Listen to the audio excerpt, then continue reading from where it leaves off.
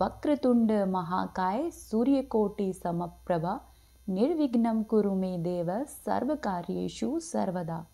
हरे कृष्णा। प्रिय भक्तों, आज पौष मास के कृष्ण पक्ष की संकष्टी चतुर्थी है। इसे हम ऐखुरत संकष्टी चतुर्थी के नाम से जानते हैं। साथ ही आज बुधवार का दिन भी है, इसीलिए इस व्रत का महत्व और अधिक बढ़ जाता है। तो आइए गणेश चतुर्थी के इस विशेष पावन पर्व पर भगवान श्री गणेश जी की संकट नाश करने वाली कथा का श्रवण करते हैं। संकट चतुर्थी के दिन भगवान गणेश जी की कथा को पढ़ने या फिर सुनने का अत्यधिक महत्व है। ऐसा करने से मनुष्य को अनंत शुभ फलों की प्राप्ति होती है, साथ ही रिद्धि सिद्धि और बुद्धि की भी प्राप्ति होती है। गणेश जी के सभी भक्त एक बार कथा शुरू करने से पहले कमेंट बॉक्स में जयकारे जरूर लगाएं। आप अपने हाथ में पुष्प या फिर अक्षत लेकर कथा को सुनिए। कथा को कभी भी खाली हाथ नहीं सुना जाता है। कथा समाप्त होने के बाद आप अपने पुष्प को भगवान श्री गणेश जी के चरणों में समर्पित कर दीजिए। पौराणिक कथा के अनुसार एक समय रावण ने स्वर्ग के सभी देवताओं को जीत लिया और संध्या की पूजा करते हुए बाली को पीछे से जाकर पकड़ लिया। वानरराज बाली रावण को अपने बगल में दबाकर किष्किंधा नगरी में ले आए और अपने पुत्र को खेलने के लिए खिलौने की तरह दे दिया। अंगद रावण को खिलौना समझकर रस्सी से बांधकर इधर उधर घुमाते रहे। ऐसा करने से रावण को बहुत ही कष्ट और दुख होता। एक दिन रावण ने दुखी होकर मन ही मन अपने पितामह पुलस्त जी को याद किया। रावण की यह दशा देखकर पुलस्त जी ने विचार किया कि रावण की यह दशा क्यों हुई है। तब उन्होंने मन ही मन सोचा कि अभिमान हो जाने पर देवता, मनुष्य और असुर चाहे कोई भी क्यों न हो, सबकी यही दशा होती है। पुलस्त जी ने फिर रावण से पूछा कि तुमने मुझे क्यों याद किया है। तब रावण बोला कि पितामह, मैं अपनी इस स्थिति से बहुत दुखी हूँ और ये नगर के सारे लोग मुझे बहुत धिक्कारते हैं और अब आप ही है जो मेरी रक्षा कर सकते हैं। ये पितामह, मेरी रक्षा कीजिए। रावण की ऐसी बात सुनकर उनके पितामह पुलस्त जी बोले कि रावण, तुम डरो नहीं, तुम इस बंधन से जल्द ही मुक्त हो जाओगे। तुम ऐसा करो कि विघ्न विनाशक श्री गणेश जी का व्रत करो। पहले के समय में वृत्रासुर की हत्या से छुटकारा पाने के लिए इंद्रदेव ने भी इस व्रत को किया था। इसीलिए तुम भी विघ्न विनाश करने वाले श्री गणेश जी के इस व्रत को पूरी श्रद्धा से करो। तब पुलस्त जी की आज्ञा मानकर रावण ने भक्ति पूर्वक इस व्रत को करना आरंभ किया और फिर वह शीघ्र ही बंधन से रहित हो गया और फिर उसने अपने राज्य को पुनः पाया। मान्यता के अनुसार जो भी श्री गणेश जी का भक्त पौष मास की संकष्टी चतुर्थी पर यानी कि इस ऐखुरत संकष्टी चतुर्थी के दिन इस व्रत को श्रद्धा पूर्वक करता है, कथा को पढ़ता व सुनता है, वो अपने जीवन में सभी प्रकार के संकटों से दूर रहता है और कठिन परिस्थितियों को भी सहजता से पार कर जाता है। अब आप सुनिए चौथ माता की कहानी। एक सेठ और सेठानी थे। उनके एक बेटा और बहू थे। बहू सबको भोजन करा के फिर स्वयं भोजन करती। एक पड़ोसन भी ऐसी थी जो रोज पूछती कि बहू, आज तुमने क्या बनाया है और क्या खाया है। बहू कहती कि बहन, ठंडो बासी खायो है। अगले दिन पड़ोसन ने फिर से पूछा कि बहू, आज तुमने क्या बनाया है और क्या खाया है। तो पड़ोसन फिर से बोली कि बहन, मैंने तो ठंडो बासी खाया है। इस तरह से पड़ोसन रोज बहू से पूछती और बहू रोज यही उत्तर देती। एक दिन साहूकार के बेटे ने यह बात सुन ली और वह वहां से चला गया और अपनी माँ के पास जाकर बोला कि माँ, तू अपनी बहू को रोज गरम खाना खिलाती है और वह फिर भी बाहर जाकर बोलती है कि मैं तो बासी रोटी खाकर आ रही हूँ। तब माँ ने कहा कि बेटा, मैं तो चारों थालियों में बराबर गरम खाना परोसती हूँ। यदि तुम्हें यकीन नहीं हो तो आज तुम खुद से देख लेना। अगले दिन वह लड़का तबीयत खराब होने का बहाना करके कंबल लेकर रसोई में ही लेट गया। तब उसको यह देखकर आश्चर्य हुआ कि बहू ने तो गरम गरम खीर और खांड का भोजन किया है। और जब बहू बाहर गई तो वह लड़का भी उसके पीछे पीछे जाने लगा। पड़ोसन के पूछने पर बहू ने फिर से वही बात दोहराई कि बहन, मैं तो बासी खाकर आई हूँ। तब उसका पति उससे पूछने लगा कि तू अभी अभी तो गरम गरम खाना खाकर आई है और पड़ोसन से ऐसा क्यों कह रही है कि तूने ठंडी बासी खाना खाया है। तू झूठ क्यों बोल रही है? तब उसकी पत्नी बोली कि हम जो खाना खा रहे हैं वे हमारे बाप दादाओं की कमाई है। जिस दिन आप स्वयं कमा कर लाओगे उस दिन मैं समझूंगी कि हम ताज़ा भोजन कर रहे हैं। अब लड़के को उसकी यह बात सही लगी और लड़का अपनी माँ के पास गया और बोला कि माँ, मैं एक बड़े शहर में कमाई करने के लिए जा रहा हूँ। माँ बोली कि बेटा, अपने पास इतना धन है कि खाया नहीं छूटेगा।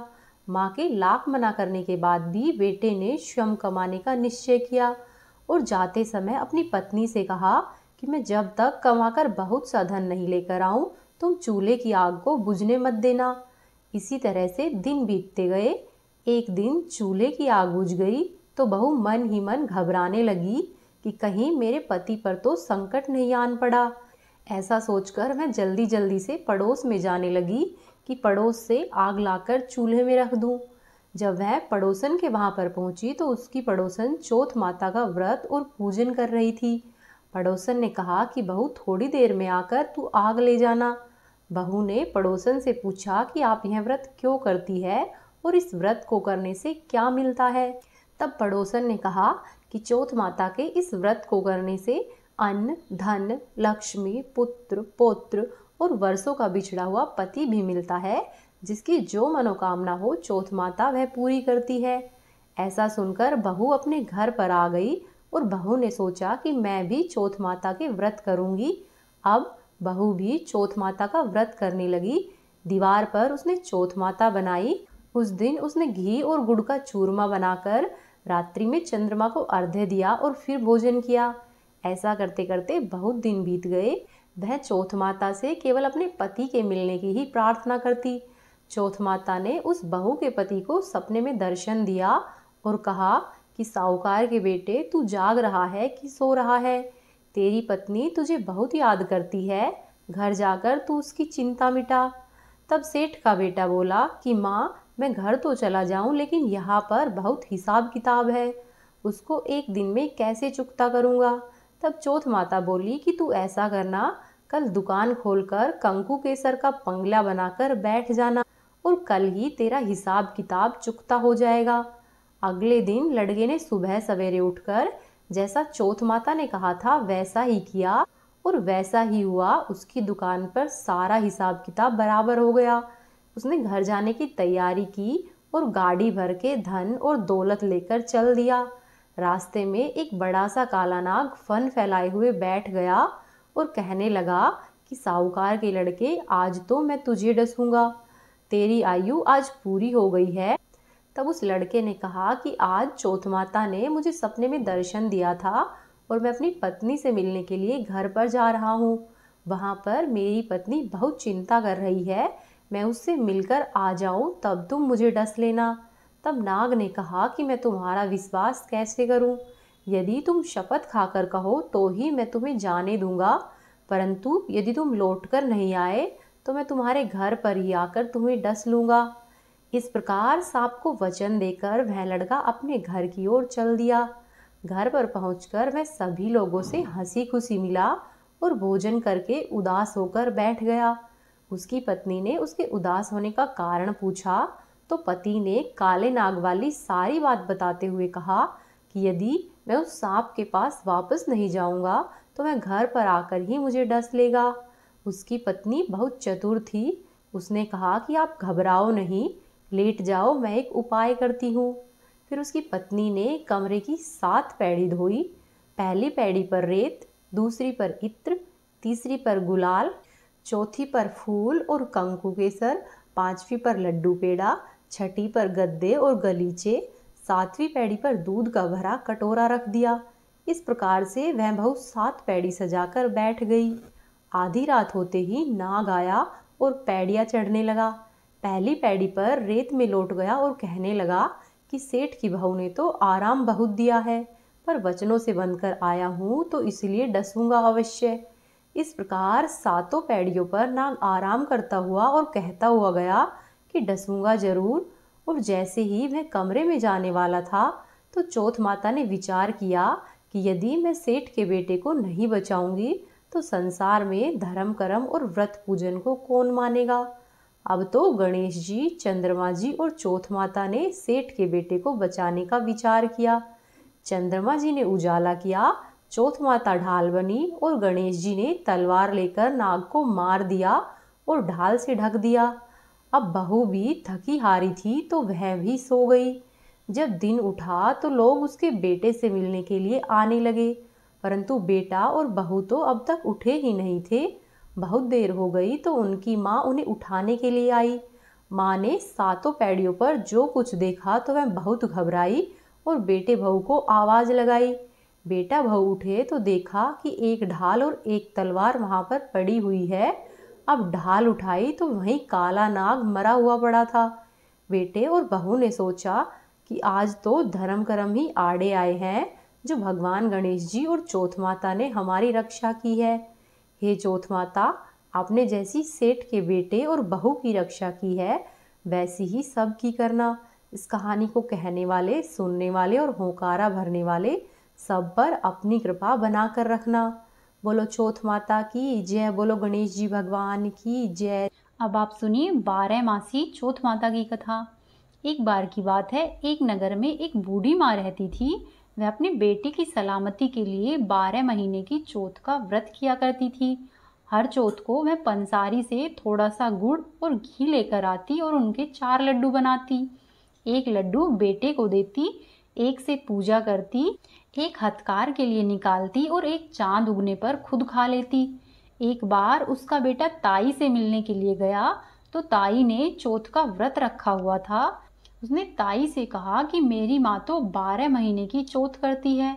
तब ताई बोली कि तेरी माँ तो तेरी कमाई से तरमाल खाने के लिए 12 चौथ करती है, तू परदेश जाए तो वह एक भी चौथ नहीं करेगी। लड़के को लगा कि ताई सच कह रही है। घर आकर उसने माँ से कहा कि माँ, मैं परदेश जा रहा हूँ, यहाँ पर तू मेरी कमाई खाने पीने में ही उड़ा देती है। माँ ने समझाकर अपने बेटे को रोकना चाहा पर बेटा नहीं माना। फिर माँ ने उसे साथ ले जाने के लिए चौथ माता के आंखें दिए और कहा कि मुसीबत में ये आंखें तेरी मदद करेंगे। वह लड़का आंखें लेकर रवाना हो गया। घूमते हुए वह एक नगर में पहुंचा।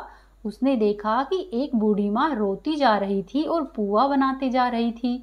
उसने बूढ़ी माँ से इसका कारण पूछा तो बूढ़ी माँ ने कहा कि बेटा, इस नगर की पहाड़ी पर एक दैत्य रहता है। पहले वह नगर में आकर कई लोगों को खाने के लिए मार देता था। अब राजा ने हर घर में से एक आदमी दैत्य के पास भेजने के लिए कह रखा है और आज मेरे बेटे की बारी है, इसीलिए मैं रो रही हूँ। और मेरा बेटा आखिरी बार पुए खाएगा, इसीलिए उसके लिए पुए बना रही हूँ। तब वह लड़का बोला कि बूढ़ी माई, तुम ऐसा करो, अपने बेटे के लिए जो पुए बनाए हैं वह पुए तुम मुझे खिला दो, तेरे बेटे की जगह मैं चला जाऊंगा। फिर बूढ़ी माई ने उस लड़के को खीर और पुए खिला दिए। खा पीकर वह लड़का सो गया। रात को जब राजा के सैनिक आए तो वह लड़का उनके साथ चला गया। जब वह दैत्य के पास पहुंचा तो वहां पहुंचकर उसने अपनी माँ के दिए हुए चौथ माता के आंखें दैत्य की तरफ फेंके और कहा कि हे चौथ माता, यदि मेरी माँ मेरी सलामती के लिए व्रत करती है तो दैत्य का सिर कटकर गिर जाएगा। ऐसा सुनकर तुरंत ही दैत्य का सिर कट गया। लड़का वापस आ गया और राजा ने उसे उपहार देकर विदा किया। चलते हुए एक दूसरे राजा के नगर में वह लड़का पहुंच गया और इस राज्य में आवा तभी पकता था जब एक इंसान की बलि आवे के अंदर दी जाती थी। सिपाहियों ने उस लड़के को पकड़ लिया और उस लड़के को आवे में चुनवा दिया। लड़के ने चौथ माता के आंखें आवे में डाल दिए और कहा कि हे चौथ माता, यदि मेरी माँ मेरे लिए व्रत करती हो तो आवा मेरी बलि लिए बिना झट से पक जाएगा। ऐसा सुनकर आवा झट से पक गया और उससे आवाज आने लगी। आवाज सुनकर सभी लोगों ने सोचा कि आवा इतनी जल्दी कैसे पक गया। सभी लोगों ने आवे में से बर्तन निकालने शुरू किए और उसमें से मिट्टी की जगह सोने और चांदी के बर्तन निकलने लगे। अंदर से लड़का बोला कि बर्तन धीरे धीरे निकालना, नहीं तो मुझे लग जाएगी। जब राजा ने उसे निकलवाया और पूछा कि इस आवे से तुम कैसे बच गए, तब लड़के ने बताया कि मेरी माँ चौथ माता का व्रत करती है और व्रत के कारण ही आज मैं बच पाया हूँ। राजा को विश्वास नहीं हुआ। उसने कहा कि मैं तुम्हारी बात पर कैसे विश्वास करूं? तो लड़के ने कहा कि हे राजा, आप जो चाहे वो परीक्षा ले सकते हैं। तब राजा ने एक चांदी की सुराही मंगवाई और कहा कि तुम इस सुराही की नली से निकल कर दिखाओ, तभी मैं विश्वास करूंगा। लड़के ने चौथ माता को याद किया और आंखें सुराही में डाले और कहा कि हे चौथ माता, मैं भंवरा बनकर सुराही से निकल जाऊं। ऐसा ही हुआ, लड़का भंवरा बन गया और सुराही से निकल गया। राजा खुश हो गया और खुश होकर उसने राजकुमारी की शादी उस लड़के के साथ करवा दी और नगर में घोषणा करवा दी कि सभी लोग चौथ माता का व्रत करेंगे। कुछ दिनों के बाद लड़के को अपनी माँ की याद आई। वह राजा के पास आया और अपने नगर जाने की अपनी इच्छा जाहिर की। तब राजा ने रथ, घोड़ा, हाथी और खूब सारा दान दहेज देकर उन्हें विदा किया। चौथे दिन वह लड़का अपने नगर को पहुंच गया और वह अकेला ही पंसारी के यहाँ पर अपनी माँ का इंतजार करने लगा। उस दिन चौथ का व्रत था। उसने सोचा कि माँ तो यहाँ पर जरूर आएगी। थोड़ी ही देर बाद लकड़ी टेकती हुई उसे उसकी माँ आती हुई दिखी। वह लड़का अपनी माँ के चरणों में गिर पड़ा और कहने लगा कि माँ, मैं तेरा ही बेटा हूँ, मुझे माफ़ कर दो। चूँकि उसकी माँ को दिखना कम हो गया था तो उसने उसे बहुत देर में पहचाना और माँ ने अपने बेटे को गले से लगा लिया। फिर बुढ़िया माई अपने बेटे, बहू और सारे सामान के साथ अपने नगर में आ गई। नगर में आई तो लोगों ने उसके बेटे को पहचानने से मना कर दिया। तब नगर के सभी लोग एक तरफ खड़े हो गए और दूसरी तरफ बुढ़िया माई, उसका बेटा और बहू खड़े हो गए। बुढ़िया माई ने हाथ जोड़कर कहा कि हे चौथ माता, यदि ये सच में मेरा बेटा है तो मेरी अंगिया से दूध बहकर इसकी मूछें भिगो देगा। और ऐसा ही हुआ। बुढ़िया माँ की अंगिया फट गई, दूध की धारा बह निकली और लड़के की मूछें भिगो दी। सारे नगरवासी आश्चर्यचकित हो गए और यह सिद्ध हो गया कि यह लड़का बुढ़िया माई का ही बेटा है। फिर बुढ़िया माई अपने बेटे और बहू के साथ सुखपूर्वक रहने लगी और बुढ़िया माँ के साथ साथ नगर के सभी लोग चौथ माता का व्रत करने लगे। हे चौथ माता, जैसी बूढ़ी माँ की और उस बेटे की सहायता की है, वैसी ही हमारी भी करना। इस कहानी को कहने वाले, सुनने वाले और होकारा भरने वाले सब पर कृपा करना। बोलो चौथ माता की जय, बोलो गणेश जी महाराज की जय। ये थी आज की कथाएं। आपको पसंद आई है तो वीडियो को लाइक करें, चैनल को सब्सक्राइब करें और वीडियो को अधिक से अधिक शेयर करें। कमेंट बॉक्स में जय चौथ माता और जय गणेश जी महाराज अवश्य ही लिखें।